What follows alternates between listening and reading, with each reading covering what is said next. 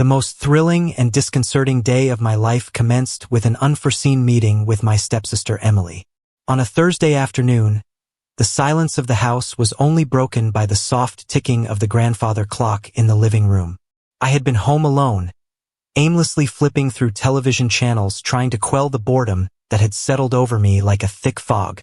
There were errands for my father and his wife Catherine today. They left together, leaving Emily and me alone in the house, a prospect that usually filled me with a sense of peaceful solitude. However, lately things have changed. Emily and I had never been close, despite being roughly the same age. Yet our personalities were polar opposites. She was organized and meticulous, always with a plan, while I preferred a more laid-back, spontaneous approach to life. Our interactions were limited to polite greetings and cursory exchanges. A comfortable distance maintained between us, however.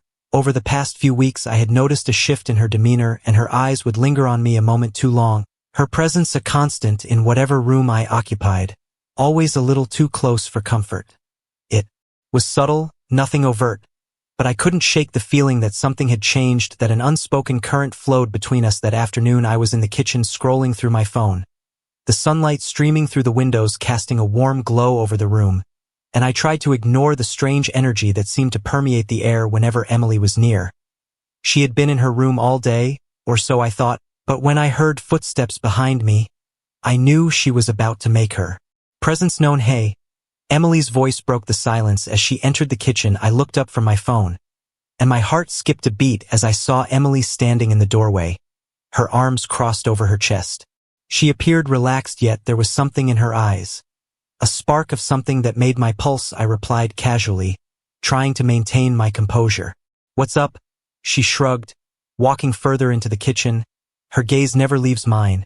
"Not much, just felt like coming downstairs. It's pretty quiet in here." "Yeah, it is." I consented to placing my phone on the table. "Catherine and Dad will not return for some time." Emily looked at the clock and then at me, a mischievous smile on her lips. "I understand." She spoke with a provocative undertone. "That is why I descended." A knot tightened in my stomach, a blend of fear and excitement. Her gaze possessed a certain quality, a humorous yet earnest glimmer that both captivated and disconcerted me. She approached the stove, retrieved glass from the cabinet, and filled it with water. She advanced with intentional elegance, each step calculated, as if she were aware that my gaze was tracking her every motion, which it was. I was intrigued by her demeanor, with her hair cascading over her shoulders and her lips forming a knowing smile. "What are you doing here alone?" she inquired, sipping from her glass and leaning against the counter, her eyes directed at me. I shrugged, attempting to preserve a nonchalant look, merely disinterested. "I suppose I am passing the time." She nodded, maintaining eye contact with me until they returned. "Your recent behavior has been unusual," and her comment caught me off guard. "What do you mean by?" Emily tilting her head and her smile expanding slightly. "I am unaware of your avoidance of me." I blink, taken aback by her remark. I had not intentionally avoided her, but I may have subconsciously distanced myself from the underlying tension between us, whatever its nature. The tension between us has been growing, and I was unsure of how to proceed. "I am not evading you," I stated, yet my tone lacked assurance. She raised an eyebrow and set her glass on the counter, indicating that you were also present. I shifted uneasily in my seat. Uncertain of how to react, I had been maintaining my distance. I could not comprehend the reason, but a change had occurred between us. I didn't know how to respond to it. I wasn't sure if it was just my perception or if she also sensed it, but I had been trying to ignore it. "My attention has been elsewhere." She spoke feebly, aware that her explanation was hardly a convincing one. Emily's smile broadened as she approached, her eyes shimmering with a feeling I could not fully interpret. Occupied, indeed, too occupied to engage in conversation with me. Her speech possessed a light-hearted lilt, yet I discerned an underlying seriousness, an unspoken sentiment. "I am not evading you, Emily." I repeated, my voice, now quieter and less confident, as she took another step closer, her body just a few feet from mine. The tension in the room intensified, creating an electric atmosphere. My heart raced, and I swallowed hard to preserve my composure. "I believe you are," she murmured, her gaze probing mine. "But it is not obligatory." I blink, astonished by her remarks. The room suddenly appeared more confined, the distance between us diminishing with each fleeting moment. Emily's presence was overpowering, rendering clear thought difficult. "I am uncertain about your reference," I stated. However, the words seemed vacuous. Emily advanced further.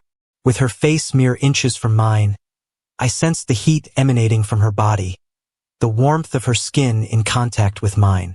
My pulse raced, and my intellect accelerated as I attempted to comprehend the situation. This was my stepsister, with whom I had cohabited for years, yet in this moment, she did not evoke the essence of a sister. She seemed utterly different. "There is no need for pretense, Alex," she murmured, her voice scarcely perceptible. "I am aware you experience it as well." I stifled my breath, caught in my throat as her words resonated. She was correct. I had sensed the tension, the unspoken connection that had been brewing between us for weeks. I had attempted to dismiss it, to persuade myself it was illusory. But now, with her standing so near, her gaze fixed on mine, denial was no longer an option. I began to speak, but my voice faltered, unable to articulate a coherent thought. Ellen's hand then moved, gently brushing against my arm. The slightest contact sent a surge of electricity through me, quickening my pulse. "You don't have to say anything," she whispered, a knowing smile gracing her lips. "Just stop pretending." Before I could muster a response, Emily leaned in, her lips softly grazing my cheek. The gesture was simple, almost innocent, yet it ignited a fervor within me. The overwhelming realism of the event immobilized me like a tidal wave, confirming that it was not just a figment of my imagination. This unspoken tension, this undeniable connection, was real. Emily felt it too, and there was no turning back. Her lips lingered on my cheek for a fleeting moment, a tantalizing tease that sent my heart into overdrive. I could feel the warmth of her breath against my skin, the subtle pressure of her lips, a ghost of a touch that left me yearning for more Emily. I breathed, my voice barely audible. I didn't know what to say to a part of me that wanted to pull away to extinguish this flame before it consumed us both. But another part of me, the part one had been desperately trying to ignore, craved her. Closeness yearned to explore the depths of this forbidden attraction.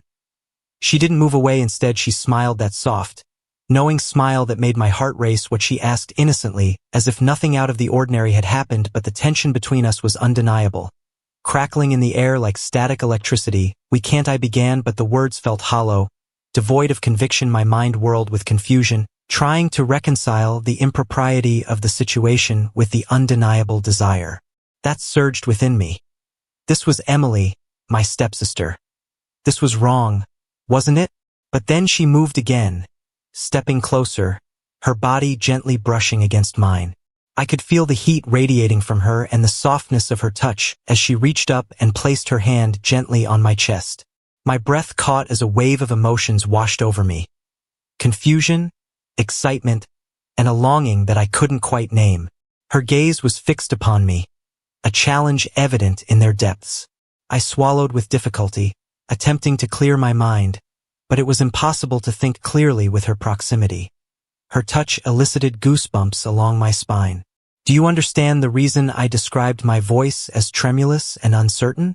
Emily's hand glided down my chest, her fingertips meticulously outlining a trail that accelerated my heartbeat. "Do I inquire gently?" her lips forming a mischievous smile. "Since it appears you have desired this as fervently as I have?" Her words hit me hard. Was she right? Had I been harboring these forbidden desires all along? The thought sent a shiver down my spine, a wave of guilt washing over me, but beneath the guilt there was something else. A thrilling sense of anticipation. Realization that a part of me had been yearning for this moment without even unknowingly. I started to speak, but my voice faltered once more. Emily took another step closer, her body pressed against mine. I could feel the rapid beat of her heart against my chest. Her eyes intense, a mix of desire and curiosity. "Was impossible to look. You don't have to be afraid," she whispered, her hands sliding up to caress my neck, her thumb gently tracing my jawline. You no longer need to pretend.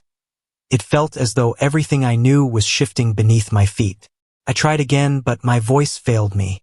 She shook her head, silencing me with the softest of touches, her fingers gently brushing against my lips. "It's okay," she whispered, her voice steady and reassurance. "You don't have to say anything." And then, before I could protest, Emily leaned on her lips, pressing against mine in a kiss that was both tender and electrifying at first.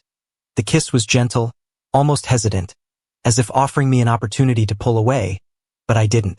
Conversely, I discovered myself kissing her in return, my hands involuntarily traversing to her waist, drawing her nearer. The kiss intensified gradually and purposefully, and a flood of warmth coursed through me, stimulating every nerve and sensation. Emily's hands intertwined with my hair, her body crushed against mine, constricting my breath, yet I was reluctant to disengage. This was authentic. The occurrence was exhilarating, and its illicit nature was captivating. Upon our eventual separation, breathless and with our foreheads touching, the world appeared to dissolve. Time ceased to progress, and nothing else held significance, as the two of us found ourselves at an unforeseen moment. I whispered, my voice trembling with surprise, as Emily offered a kind, playful smile that quickened my heartbeat. "What does it feel like?" she inquired, her eyes shimmering with a blend of enthusiasm and apprehension. I swallowed hard, my thoughts still in disarray. I was uncertain how to respond. It felt like everything had changed, like our simmering tension had finally erupted. Yet, it also felt irrevocable, with no possibility of reversing what had just occurred. "I don't know," I confessed, my hands still resting on her waist. "But we cannot pursue this." Emily's smile wavered, yet she did not withdraw. Instead, she gazed at me with an intensity that made my heart race. "Why not?" she asked softly. "Why can't we?" Her words sent a jolt of confusion and exhilaration through me. This was wrong. It had to be. However, the way she looked at me, the way she had kissed me, rendered everything so tangible, so undeniable. "You're my stepsister," she spoke feebly, the statement seeming more like a justification than a valid explanation. Emily arched an eyebrow, her grin re-emerging as she inquired. Her voice was gentle yet persistent. "There is no biological relationship between us. We are merely two individuals. There is no need for that to hinder you." Her reasoning was technically perplexing. She was correct. We were not biological relatives, but we were linked through our parents' marriage. Nevertheless, the significance of that connection loomed heavily over us. However, what of them? What about Dad and Catherine? I asked Emily. Emily's smile faded, and she sighed softly, stepping back slightly to create a little space between us. "I don't know," she admitted, her voice quiet, "but I know that I don't want to pretend like nothing's happening between us anymore." Her words hit me hard, and a wave of emotions surged through: guilt, confusion, and something deeper. Something I wasn't ready to name. What could we do? She was right. We couldn't keep pretending. Our tension had been growing for too long. Now that it had surfaced, there was no going back. "Now I don't know if we can just ignore this," I said, my mind still reeling. Emily nodded, her eyes softening. Emily gently said, "We don't have to figure everything out right now. We can take it one step at a time." Her words brought a strange sense of calm to the storm raging inside me. She was right. We didn't have to have all the answers right away. We just had to be honest with ourselves and each other about what was happening. I took a deep breath, feeling the tension in my chest began to ease. "Okay," I said softly. "One step at a time." Emily smiled, a genuine smile this time, and the sight of it made my heart swell. "We'll figure it out," she said quietly. Together, and in that moment I believed her. But the story was far from over. The days following that charged encounter in the kitchen passed in a haze of anticipation and apprehension. The tension between Emily and me only intensified, fueled by the memory of our forbidden kiss and the undeniable shift in our relationship. We tried to maintain semblance of normality, to pretend that nothing had changed. But it was a futile effort every time we were in the same room. The air crackled with unspoken desires, every accidental touch sending shivers down my spine.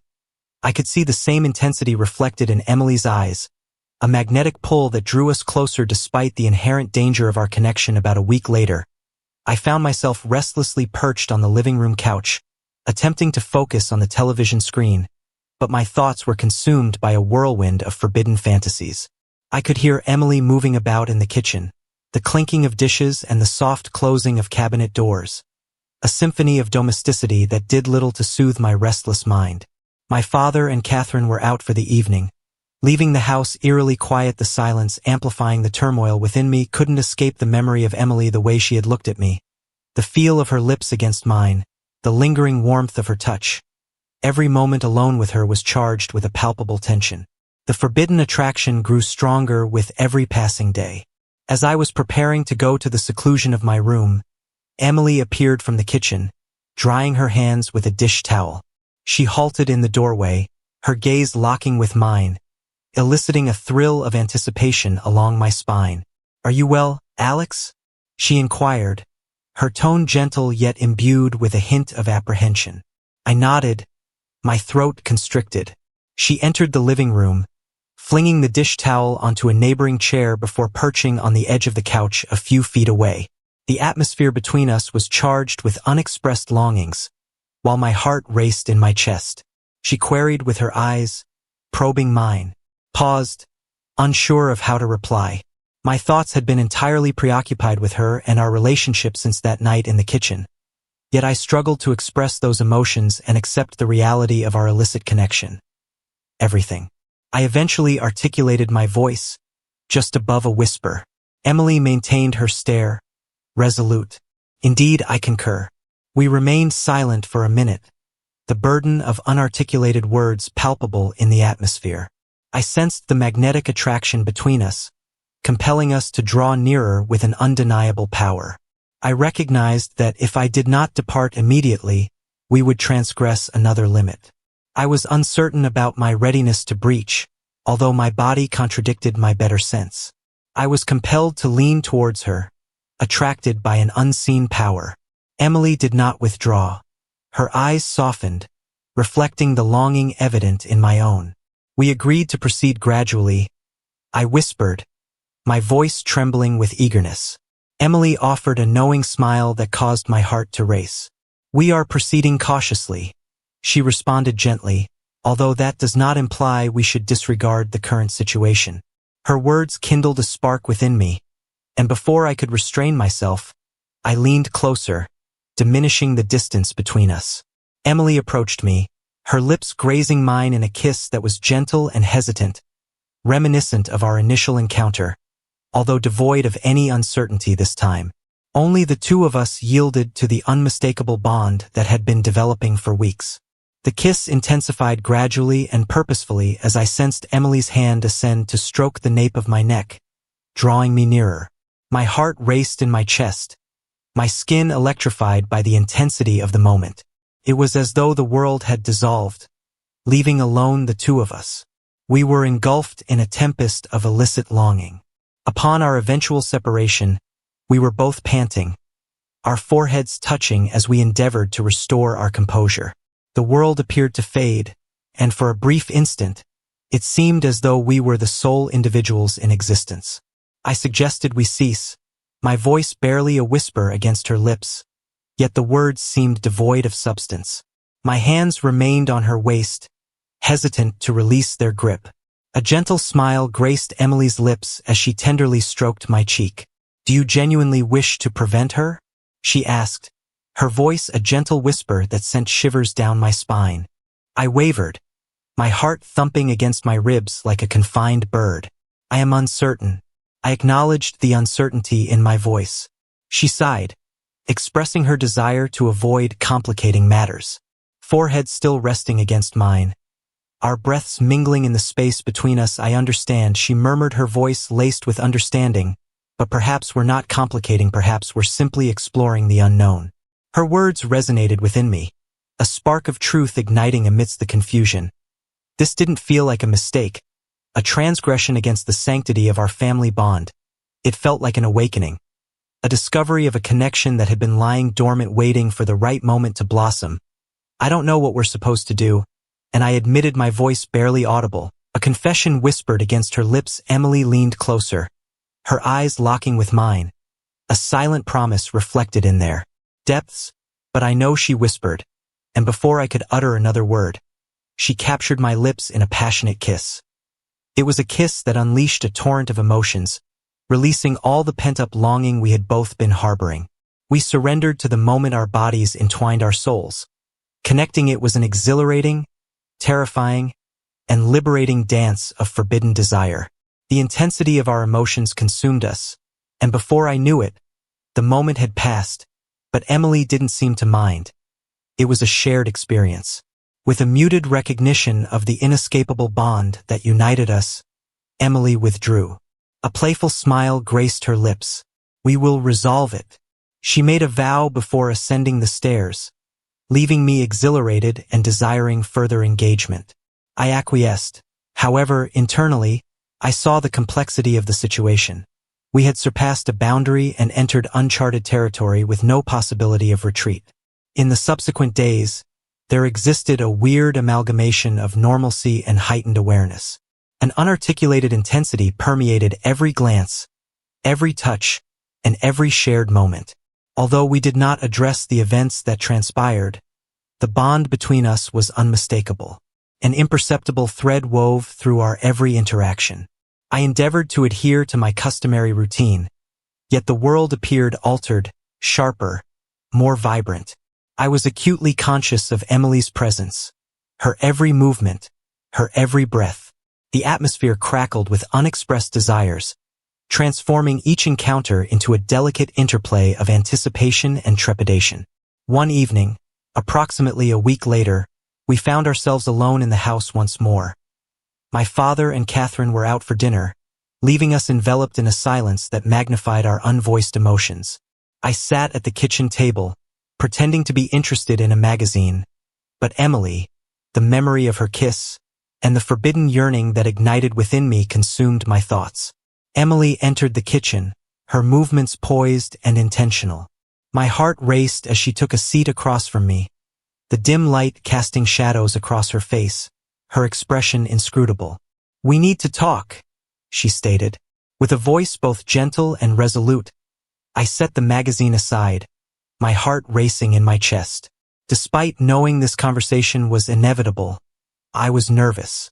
We could no longer deny the truth. "Yes," I replied, my voice revealing my anxiety. I suppose vedo. Elin leaned forward, her hands clasped on the table before her, remaining silent for a moment, her gaze fixed on me as if seeking the appropriate words. The silence was thick and oppressive, laden with unexpressed emotions. "I don't know what to do," she confessed, her voice tinged with vulnerability. She expressed uncertainty about our expected behavior. I nodded, swallowing hard, my mind struggling to find answers, as I had yet to confront the truth resonating in my words.